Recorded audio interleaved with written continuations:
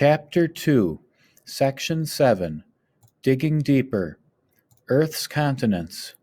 In the Investigate, you examined a geologic map of the United States. You explored what you could learn about the country's geologic history from this map. You then looked at a map of the physiographic regions of the United States. You compared the information on the two maps. This comparison helped you to understand that North America has a very long geologic history.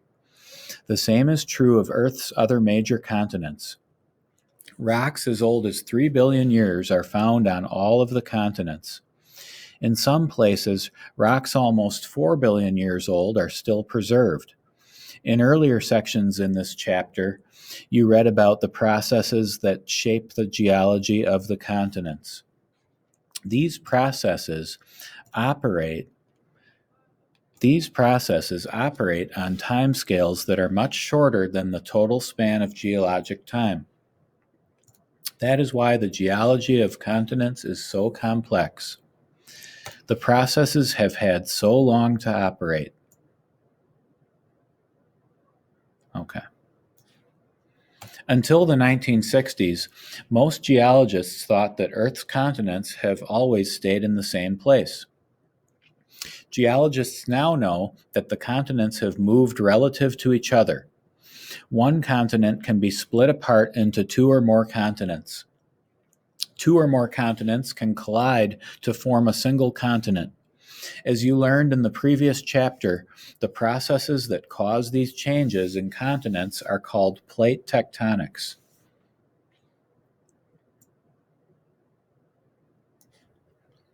North America has not always looked the way it does today.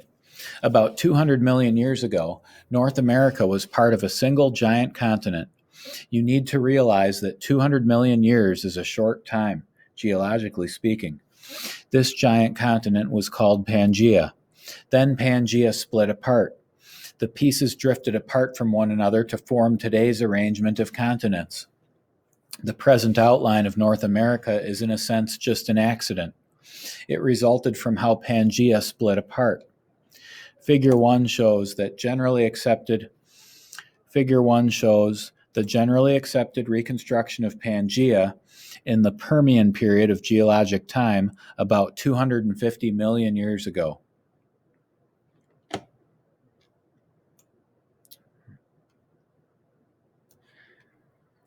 The Canadian Shield is shown in Figure 2. The Canadian Shield seems to be the nucleus of North America. It is composed of granite and gneiss. The rocks in this area are 3.5 to 3.7 billion years old. They extend down into the northern United States. Near Wisconsin and Minnesota. Throughout later geologic time, more rocks were added to North America along that old Precambrian nucleus. The process is called continental accretion. Continental accretion is the result of the movement and collision of Earth's lithospheric plates. For a long time, geologists were frustrated. They could not account for how North America developed through geologic time. The development of the theory of plate tectonics was a big step forward. Figure 2 shows the Canadian Shield is composed of very old igneous rocks and forms the nucleus of the North American continent.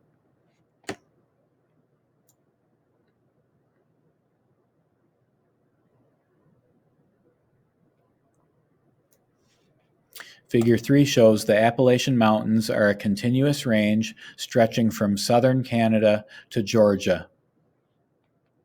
Long, narrow mountain ranges are found in many areas on Earth.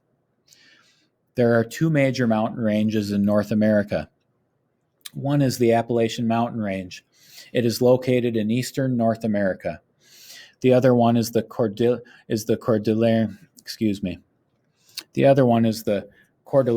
Mountain Range. It is located in western North America. The geology of such mountain ranges is very complex. It involves many processes related with the collision of lithospheric plates. These include uplift, subsidence, erosion, deposition, deformation, metamorphism, igneous intrusion, and volcanism.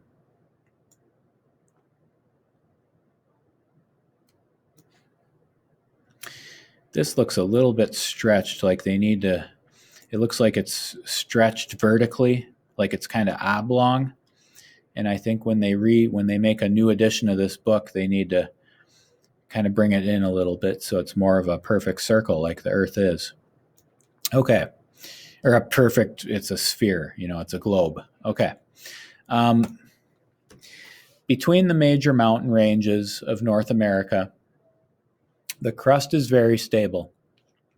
Let me read that again. Between the major mountain ranges of North America, okay, so they're talking about between the Appalachians and the Rockies. The crust is very stable. Folding, faulting, and igneous activity are uncommon. At certain times in the geologic past, the sea level was quite low. During that time, this large central area underwent slow erosion. Okay, that's where we are right now in the Midwest. That's the area that we're in. At other times, the sea level was quite high. During the Cretaceous, 145 to 66 million years ago, a shallow sea covered more than half of North America. See figure 4. Okay, so figure 4 is an artist's impression of the shallow Cretaceous inland sea separating the western and eastern sides of the United States.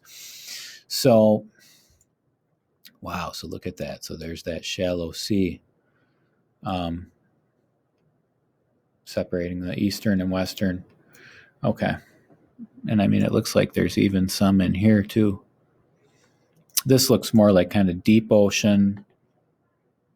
And then this is kind of the shallow because it's lighter. It's like lighter colored. And then there's your land. All right, guys. Guys and girls. Okay. Where was I?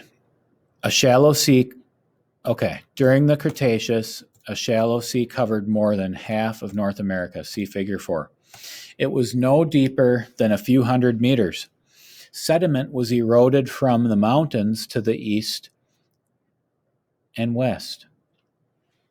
This was deposited in thin layers within the inland sea. Do you find it difficult to believe? Hold on.